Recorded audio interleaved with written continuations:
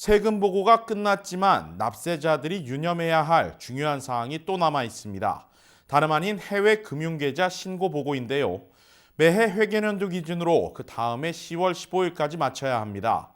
한미 세무당국의 금융정보 교환이 이뤄진 지도 벌써 3년이 지났지만 아직도 이에 대한 이해는 많이 부족한 실정입니다. 이유수 기자가 해외 금융계좌 보고 대상과 그 절차에 대해 알아봤습니다. 해외에 보유한 금융계좌의 잔액이 1만 달러를 초과할 경우 매년 재무부에 이를 신고해야 합니다. 신고 대상 계좌는 은행, 투자, 뮤추얼 펀드, 연금, 증권 등이며 신고 대상은 미국 시민권자와 영주권자, 그리고 세법상 거주자인 외국인도 포함됩니다.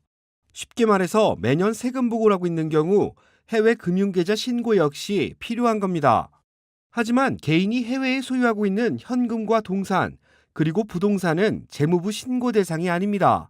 부동산이라든가 이런 다른 내용은 해당되지 않지만 다만 부동산에서 발생한 임대 소득이 계좌에 들어가서 계좌에 이제 포함이 되면 마찬가지로 보고 대상이 되겠습니다.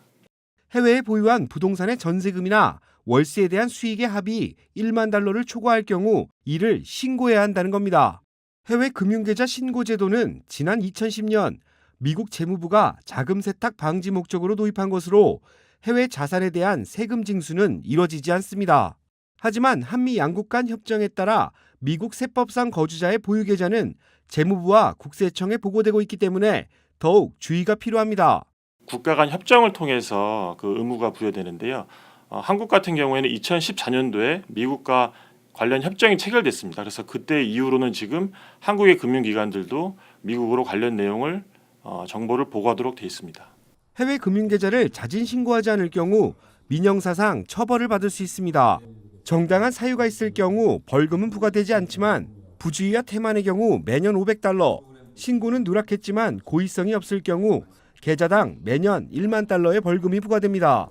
만약 고의성이 있다고 판단될 경우에는 25만 달러 이하의 벌금 또는 5년 이하의 징역형에 처해질 수도 있습니다. 지난 8년간 해외 계좌나 자산에서 발생한 소득이 있지만 신고를 하지 못했을 경우에는 자발적 신고 프로그램을 활용하는 것이 좋습니다. 국세청이 자진 신고를 유도하기 위해 운영하고 있는 이 프로그램에 참여할 경우 미납 세금에 대한 벌금은 부과되지만 형사처벌은 면제되기 때문입니다. 해외 금융 계좌 신고 누락에 따른 불이익을 예방하기 위해 철저한 준비가 필요할 것으로 보입니다. KBS 뉴스 이우수입니다.